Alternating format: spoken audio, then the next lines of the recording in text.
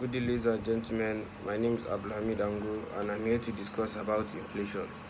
So, what is inflation? Inflation is a quantitative measure of the rate at which the average price level of a basket of selected goods and services in an economy increases over some period of time. It is the rise in the general level of prices where a unit of currency effectively buys less than it did in the prior period.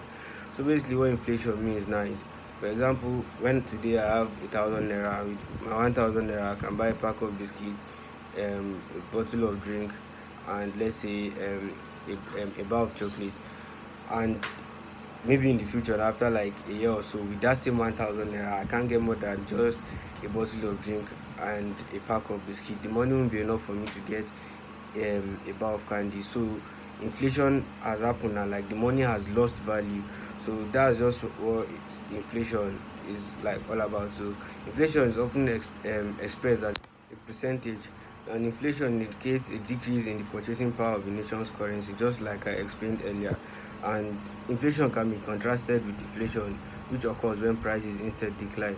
So understanding inflation: as prices rise, a single unit of currency loses value as it buys fewer goods and services. This loss of purchasing power impacts the general cost of living of the common public, which ultimately leads to a declaration in economic growth. The consensus view among economists is that sustained inflation occurs when a nation's money supply growth outpaces economic growth. So, and to combat this, a country's appropriate monetary authority like central bank, they take the necessary measures to keep the inflation within the permissible limits and keep the economy running smoothly, so as to avoid hyperinflation and like to regulate the level of inflation in the economy and not let it go out of control. Inflation is measured in a variety of ways depending upon the goods and services considered, and is the opposite of deflation, with deflation in general decline occurring in prices for goods and services when the inflation rate falls below zero. Then like that's when deflation comes in. And there are different causes of inflation. So the two causes of inflation that I'm talking about today is the demand pull inflation and the cost push inflation. So for demand pull inflation occurs when the overall demand of the goods and services in an economy increases more rapidly than the economy's production capacity. So like when the demand for the goods and services of when the demand for these goods and services increases more than the amount of production, so like the demand is higher than the supply available, so this will increase the price of the goods and services, since the producers know that there is a lot of demand available for their goods, so they will increase the price of these goods, and that way it cause inflation, as like the price of goods get higher and then people will still have to buy it because like they are demanding for it but it's not available in the market, so they'll buy it for whatever amount is in the market. So like for instance, when the oil producing nations decide to cut down their oil production, the supply diminishes and leads to higher demand, which results in the price rising and contributes to inflation in countries. So, and the second type of inflation is cost push effect. So the cost push effect inflation is as a result of the increase in the price of production process inputs. So examples include increase in labor cost to manufacture goods or offer a service, or increase in the cost of raw materials.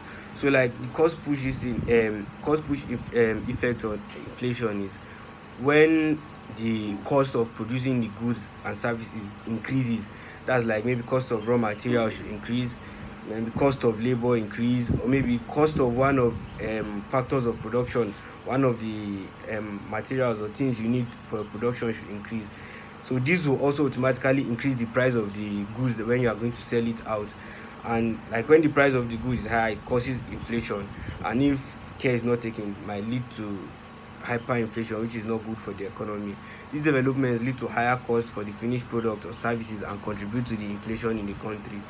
So controlling inflation: a country's financial regulator shoulders the important responsibility of keeping inflation in check, and the financial regulators of Nigeria is the Central Bank of Nigeria.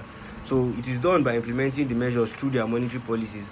So monetary policies refers to like the actions and like laws put in place by central bank or other committees that determine the size and the rate of growth of the money supply depending on the country. But for Nigeria, it's central bank. So like the monetary policies are those like the laws, the guidelines, the measures put in place so as to curtail the inflation in an economy. So and in Nigeria, the CBN monetary policy goals include the moderate long-run interest rate, price stability, maximum employment, and each of the goals is intended to promote a stable financial environment for its citizens.